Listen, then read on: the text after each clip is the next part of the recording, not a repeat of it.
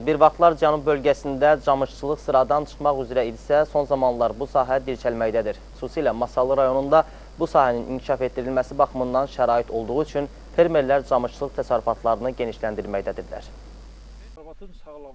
Fermer Mikail Həsənov uzun illərdir camışçılıqla məşğuldur.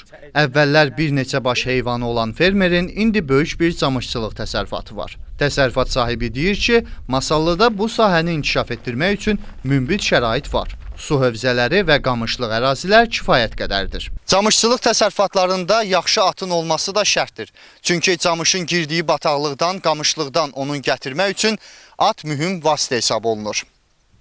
Təlabata gəldikdə isə fermerlərin bundan gileyi yoxdur. Onlar bu sahəni sərfəli hesab edirlər. Qidalılığı daha yüksək olduğu üçün camışın əti, südü, pendiri və qatığının satışında heç bir çətinlik yaşanmır. Bunun 3 illiyə kimi ətin, bir də bazarda da siyahı şəklində eləyirik. Məsəl üçün cəmaatımız alır. Pendiridir, həftədə bir dəfə Bakıya məsəl üçün gəlib aparırlar evdən.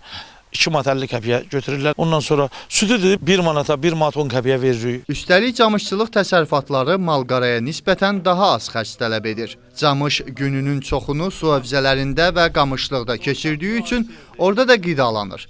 Həm də xəstəliyə daha davamlıdır. Qan parasitlər xəstəliyi bu günləri qaramal heyvanları həssas olunur. Amma camışda bu xəstəliklər olmur. Camışın bir dənə pastilyoz xəstəliyin el arasında xortlama deyirlər. Onu peyvənd elədikdən sonra arxayın olursan ki, burada bu xəstəlik olmayacaq. Bu səbəbdən fermer Mikail Həsənov təsərrüfatını daha da genişləndirməkdədir. Bu məqsədlə o, bir müddət əvvəl dövlətin yaratdığı şəraitdən yararlanaraq güzəştli kredit alıb və heyvanların sayını bir qədər də artırıb. Məhəmməd Rzayev, Erşən Əhmədov, Masallı.